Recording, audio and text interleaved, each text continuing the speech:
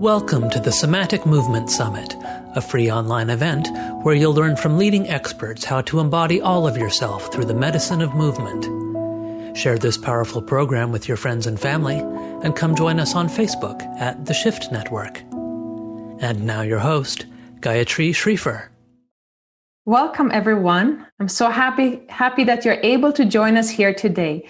So let me introduce to you our very special guest today, who is Judith Aston. She's widely recognized as a pioneer in the art and science of kinetics for her discovery of Aston paradigm and the creation of many forms of movement training, bodywork, fitness programs, and ergonomics included in Aston Kinetics. She also trained and taught Rolfing with Dr. Ida Rolf, and she's the author of the newly released Aston Postural Assessment, a new paradigm for evaluating body patterns. So Judith, it is with great pleasure. It's a real honor to welcome you to us here today. Thank you so very much for including me in this special event that you are hosting. Nice to meet you, Gayatri. Thank you. So Judith, you have 50 years of experience in the somatic field. That is a lifetime. So please enlighten us and share with us a bit of your insights and some of the principles of the work that you have developed over half a decade. Yes, indeed. There we go. Well, when you put it like that, it's true. I've been on the planet a very long time. Yes. One of my early experiences was I started dancing and training in dance when I was 7. So that was one of my things. One of my loves in school was math. And I happened to be pretty good at math. And then creativity was a very strong suit. So I was always creating as a child. And then when I started working at 14, how to have things happen either faster or easier or better. So I became kind of an engineer of sorts, of trying to figure out how to do projects faster or help people get things done in a more streamlined way. So these were my traits when I went to UCLA and got my bachelor's and my master's. And during my master's, I started working with psychology, theater, and dance under the title of expression. And that led me into another arena. And then I had a serious car accident and left me really in a lot of pain. And I heard about Dr. Rolf. So I went to see her at Esalen when she came out from New York. And in the first session, when she worked on me, I could finally feel that tissue could change. And immediately I could feel the difference. And she evidently had done some research on me. And she said, I understand you design movement programs for people and corporations and businesses and so on. Do you think you could create a movement program for my work? Structural integration. I said, oh, sure. And she said, well, I'll have to train you. And I said, oh, my goodness, train me in, and she said, bodywork in Rolfing. And so I don't even know at that time if I'd had a massage or anything, but she trained me. And then I created the movement program for her and taught for her until from 68 to 77. And that was quite a wonderful experience of learning many things. And then every time I would teach a class, I would improve it or change it or upgrade it or something like that. And then in 1972, Moshe Feldenkrais came to Big Sur, and I signed up for his class. And I loved Moshe so much. Oh, my goodness. And he used to have me demonstrate all his movements. So I was having a wonderful time in the class. And one day he said, why are you here? And I said, well, I wanted to meet you and I have a question.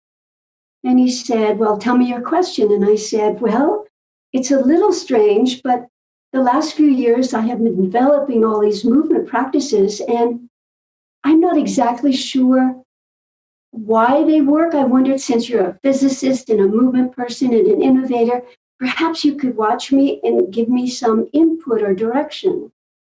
And he said, sure. And so he watched me. And we finished the session, and he comes over to me and he says, did you figure this out yourself? And I said, yes. And he said, very clever. And he walked out. And it was like, no. So anyway, he started sending me all these people and as clients and students. And I really loved that. But I had to figure it out myself. And then just to connect with somatics, I wanted to tell you that Thomas Hanna called me, I think, in '89. And he said, Judith, I want to talk to you for some insight on how to create training programs. I have now my work in a form that I'm ready to teach it. And I know you have been organizing these things for many years. And I wondered if you would give me some input. And I just was so delighted to receive his call, because once you find that your endeavor of investigation has shown itself to appear, I say appear in case you don't have research, but on the practical empirical side of appear, and you have a viable system, it's time to start teaching for sure and sharing. So those were some pieces of my history. And oh my goodness, as I said, creativity was my strong suit. So I have worked with the Rolfing structural integration community. I trained, I work with massage therapists. I work with all kinds of movement people. I created fitness programs for seniors and people in rehab. And it's just been a real blessing, the gifts of this lifetime. And I'm very happy to share them. So thanks for asking. Thank you so much, Judith.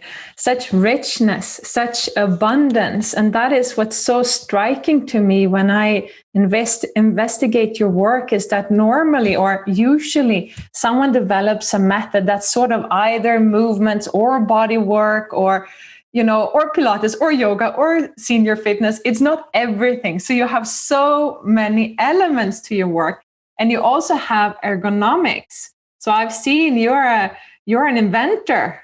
You've invented all these different things. So can you speak a bit more about the fullness of the plate? Why is it that the buffet in your approach is so full of all these tasty different dishes? Yes, indeed. Thank you. Well, the gift keeps giving. Many people hired me to come create movement programs for them. So one was a psychiatrist, and he was leading workshops at Esalen and Kairos. And so I would come and I would watch what was happening. And I could see, because he was a Gestalt therapist and trained with Fritz Perls, who I also had the benefit of experiencing his work and workshops. And I would see that the person in the quote unquote hot seat would often be the last person to know what was going on in their body, language, and so on. And so I started creating another seat called the observer, so that they could sit out and then pretend to observe themselves. And they were as smart as the audience that would be watching them elbowing each other, saying, it's obviously her father she has a problem with, or what have you.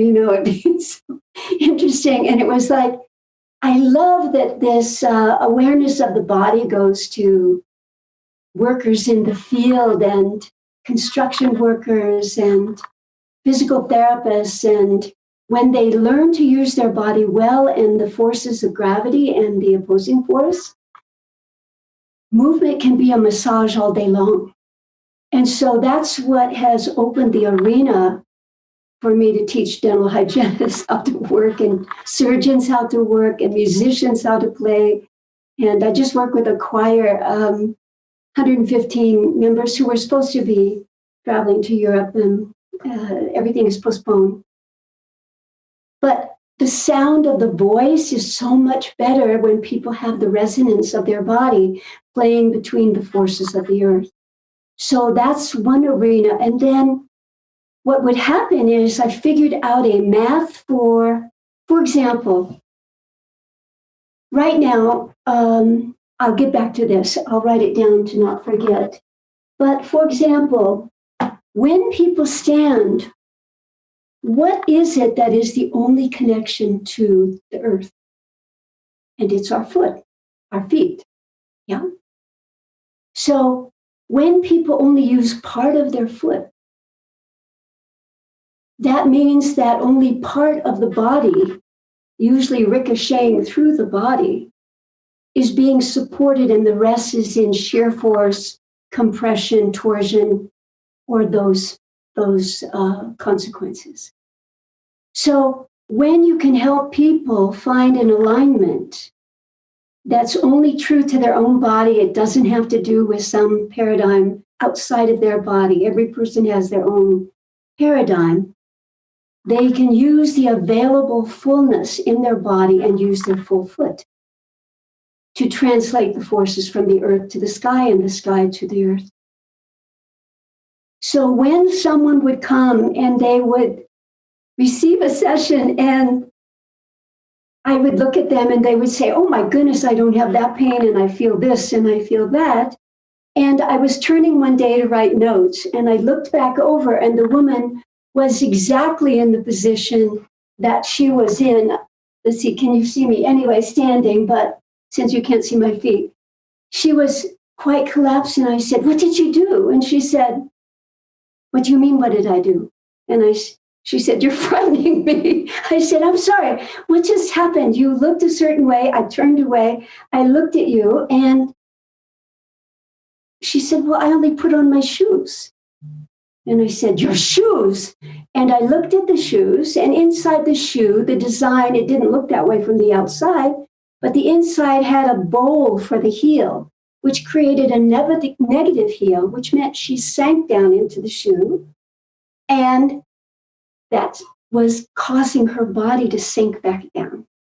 So then it was car seats, and then it was equipment for dentists, and then it was all kinds of things. I couldn't stop myself from designing products. I don't know. I probably still have about 150 that are just on a list. But anyway, that was the ergonomics. And then when people would come, I would see, when you do your yoga, you get that range by internally rotating your extremities, your lower extremities, so much that the torsion on the knees and the displacement of the tibial plateau posteriorly is what allows you to get more range in bending. But look what you're doing to your basis support from your lower body. So then I started coaching people in yoga and Pilates and so on and so forth. And so now I have courses for people to come and learn these basics so that they can use them in their teaching. And so it goes, Gayatri. It's wonderful to listen to you, and your enthusiasm is just so moving for me. And I know that you are an expert when it comes to posture, and I love your approach to it. So can you speak a little bit about how do you view posture, and what is posture to you? Posture is your position of your body parts in relationship to each other while standing, while sitting, while running. It's your alignment of these segments.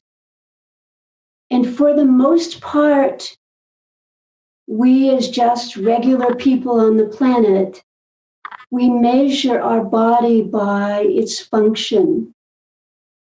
Do we have trouble breathing? Do we not have enough strength?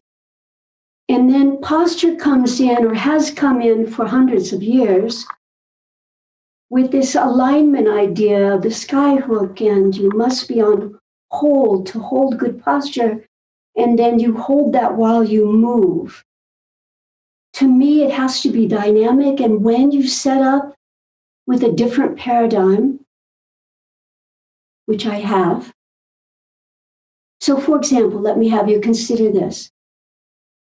When I looked at that alignment pattern on hold, I knew there must be a reason that people had to hold. So I understood that you have a plumb line that goes straight down when you hang it from something above, and you're supposed to have that plumb line go through the lateral malleolus all the way up vertically to the ear, and that means you're in good posture. And one day I looked at that because I was unhappy with all this effort. This was probably way back there in 71, actually, 72. And I said, oh my goodness, you guys, guess what? That plumb line dissecting the malleolus means that you split the foot from the heel and forward only to half the foot. Why do we not use the forefoot since we have it for a good alignment? And it was like one of those eureka discoveries. Surely we need a forefoot, and because I'm kind of a trickster with myself and others, I like humor a lot. I said, oh, maybe we were supposed to have an aft foot also, and that's why we had a forefoot. But I knew that wasn't true. So what happened was the plumb line is vertical when you hang an object, but the foot is not. I mean, the body, if it's going to use the whole foot, is not. So I feel that the body from the ankle hinges forward 2 degrees, about that, and it distributes the weight bearing from the whole body, A to P, anterior, posterior, right to left, and superior to inferior. All parts of the dimension of the body are supported by the dimension of the foot on each side. So the new paradigm of posture, and it's dynamic, it's never on hold. You move your hand, it moves your pelvis. And right now it's moving my feet on the floor somewhat. So I love turning people on to these ideas. Posture is a very interesting occurrence, and something that we may meet as we go in or as we come into the somatic field. Some of us come from a background that is more structural in orientation, and maybe where, most of us, before we have the tools and skills to really self-organize in new ways, then we may focus on what you were saying, the plumb line, or you were saying like the sky hook, that we're trying to somehow impose an external idea of what I should look like, or what is a perfect posture, and what we are, when we are going into that process, we are sometimes violating ourselves because we are not really listening and we're not moving in self-connection. So one of the things that I love with your work is how you develop Aston Kinetics around finding the movement possibilities and the self-organization around asymmetries, that we are not symmetrical. Can you speak to that? Oh, indeed. I mean, there I was imposing the right side and the left side on people for a few years, in terms with judgment. Yes, it came with judgment, and the judgment was passed down to me, and I passed it on to others, and they passed it on to themselves, which I'm so sorry about. But I kept saying, I don't know. I have never met a body that's symmetrical unless it's on hold. That it holds itself still. And I realized that by watching myself, I could make myself appear symmetrical. And really investigating that sensation made me feel uncomfortable. And I lived in Sausalito at the time. This would have been probably 73. And for something, 73. And I was working with a client, and I had Netter, the book Netters, with all the anatomy and all beautiful illustrations on the table outside my office. And the window had been open and the wind was blowing. And I finished with the client talking about this perplexing idea that I had, that I really felt the body was supposed to be asymmetrical. And I walked out of the room and my desk had blown the pages of Netter open to the lungs. And I said, oh my goodness, of course I knew there were 2 lobes in the left and 3 in the right. But look at the different shape and the position. Of course, it's the viscera that has created this internal asymmetry. The kidneys are not the same. We only have one heart and it's more left and so on and so forth. And therefore, oh my goodness, this would create perpetual motion just by those organs having to function and encouraging us. So it got to that level of excitement and base to build on. And then I realized that every thought is spatial. You know, you start reading your children, and then they went over the hill, and then they went under the bridge, and so on and so forth. And not only the words that are describing that, but the way they're expressed, the way they come through the thought. So we have these opportunities with this dynamic asymmetry piece on the planet, in our bodies, in our viscera, in our psyche, for massage of the movement, the body, dropping something in the past, many new opportunities,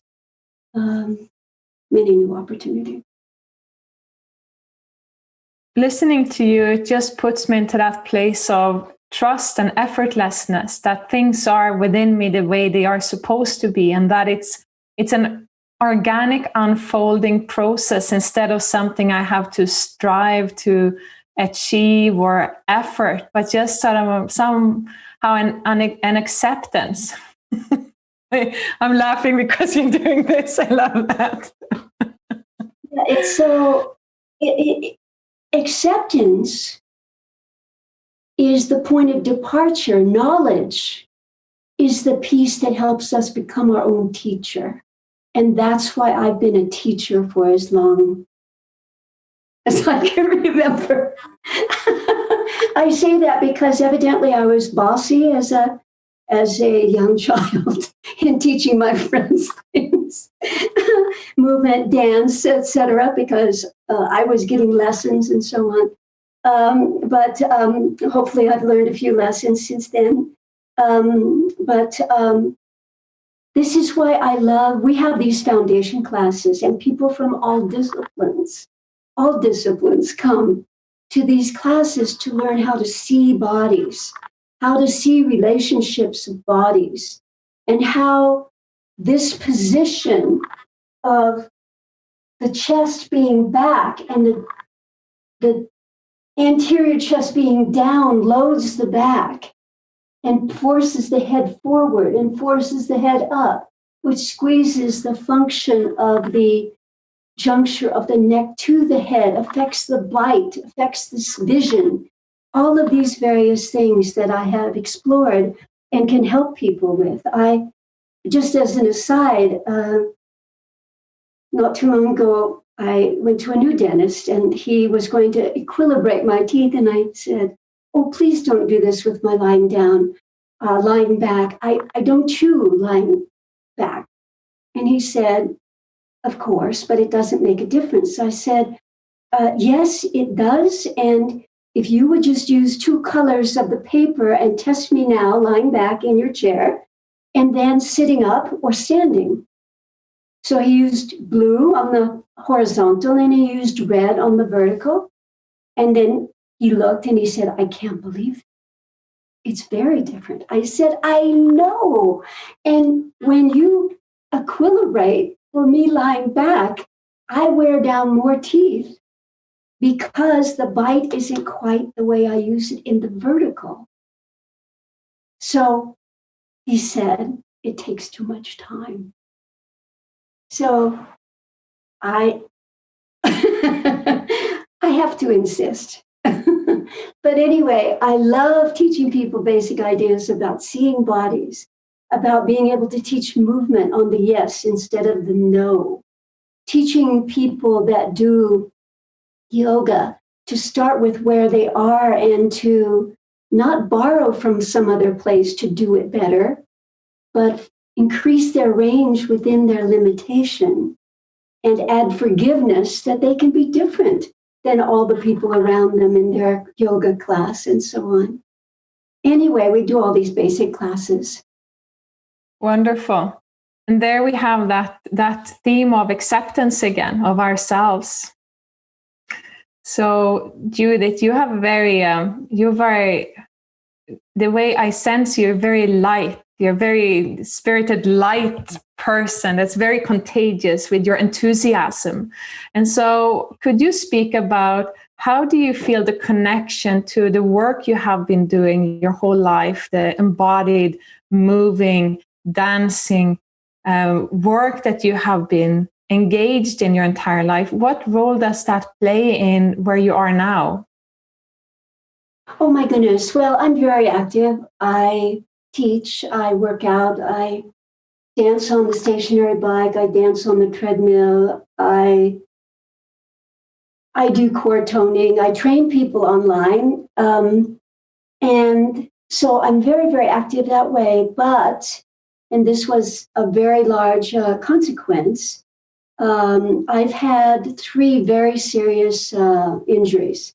One skiing where my friend skied across my skis, I ejected, landed on my head.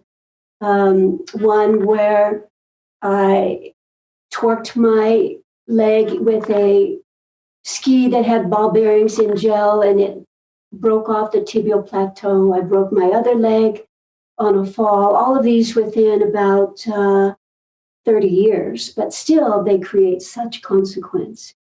My husband, who also does this work, Brian Linderoth, it's very nice to live with your therapist, I must say.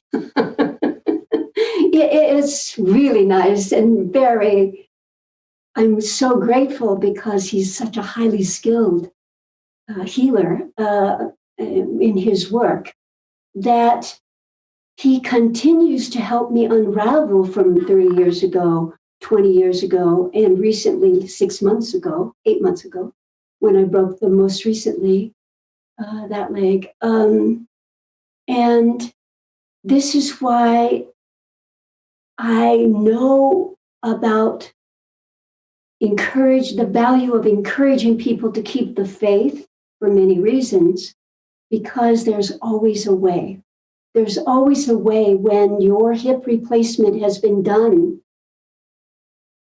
and through the surgery, they move your leg out of the socket to do the surgery. They internally rotate it, place it, and anchor it in internal rotation. And that's the way you can walk only, and it hurts.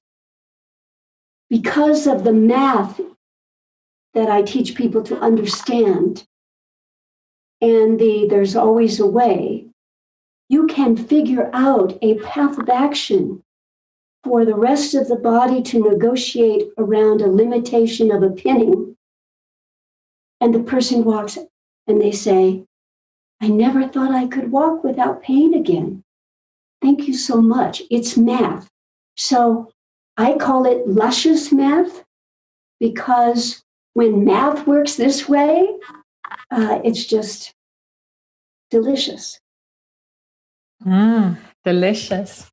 And so would you say that people have to come to a somatic educator, to a movement educator, or what is the benefit of that? And can they then work on their own? Can they go to classes? What is your approach around that?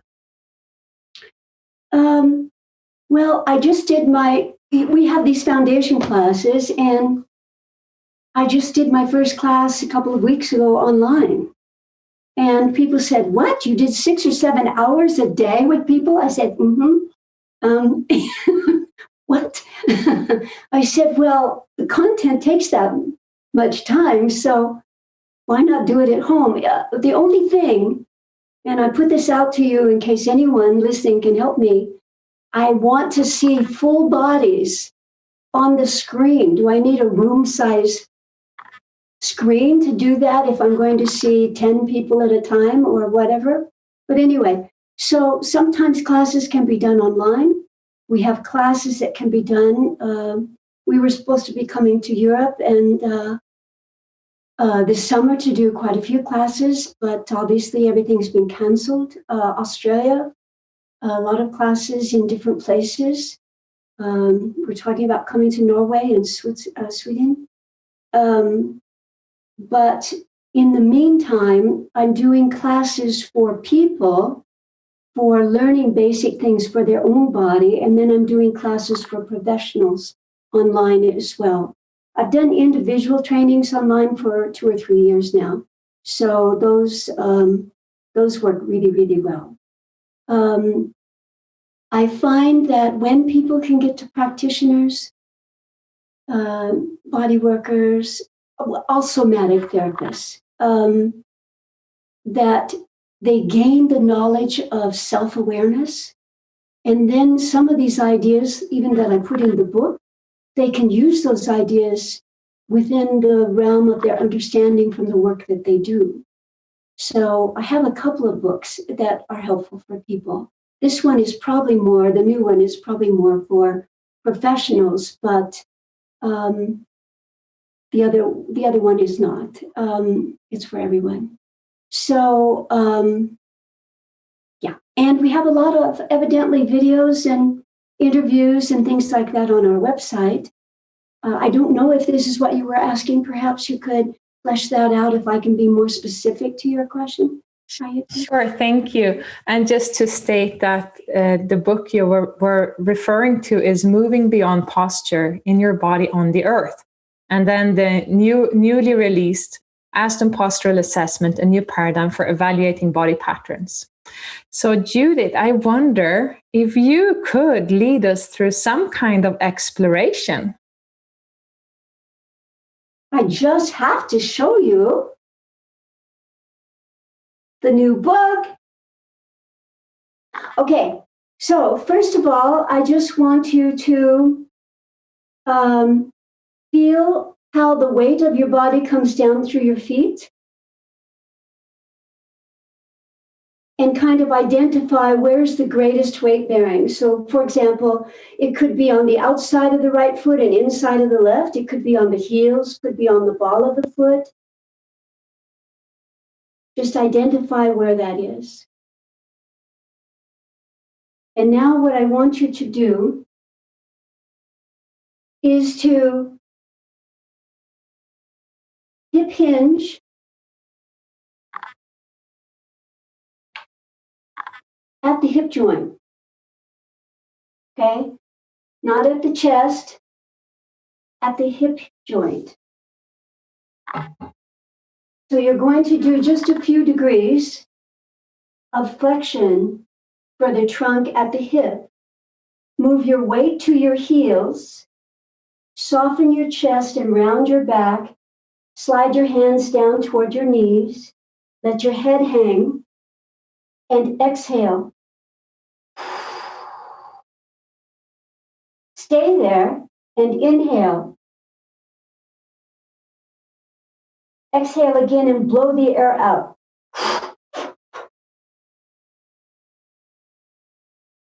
Lean forward toward the front half of the foot. Bend the knees. Push down on the feet to go into full length in the legs. Let the hands come out and face forward.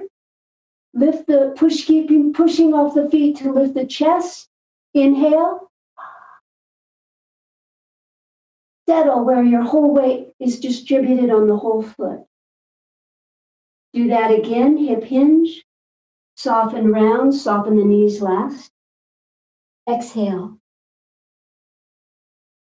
Lean forward to the ball of the foot. Bend the knees. Push off rather quickly. Push off. Inhale. And settle. Feel the difference of where the weight is on your feet now when you honor the back half and you honor the front half and you settle usually you can have the sensation of being more centered on your foot. Is that true? Yes. So, one of the things that people know about is gravity.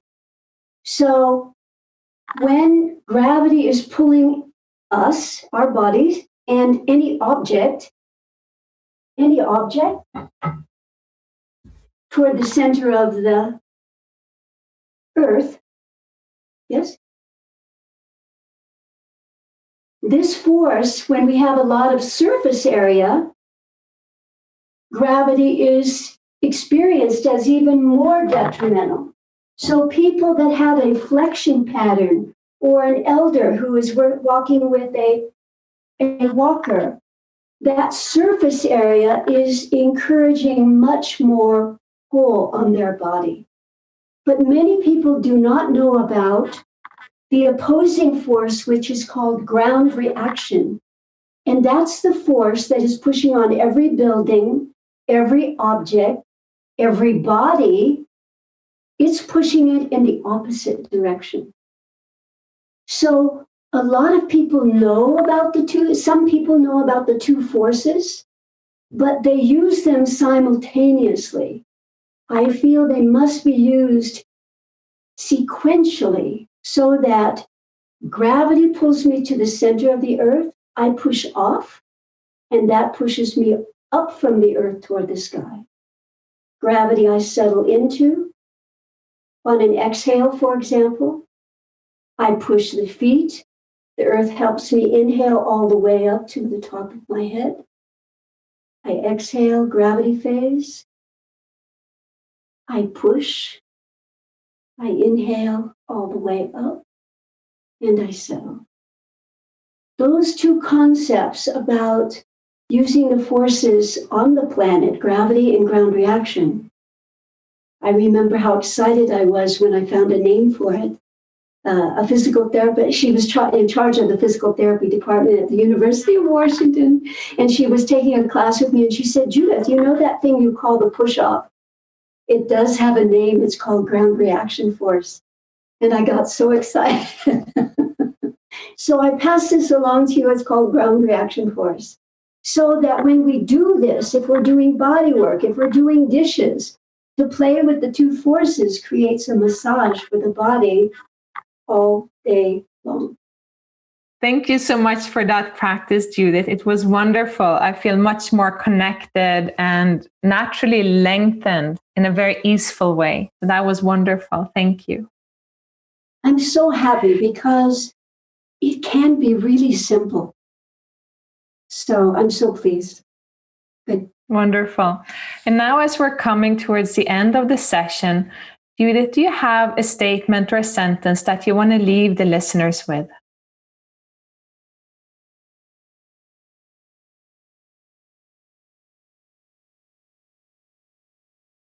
One of my favorites, there's always a way. There's always a way to find assistance, information, ergonomic support to make your body be able to feel its specialness, no matter what compensations that we're dealing with. That is a beautiful reminder. And thank you for leaving us with that.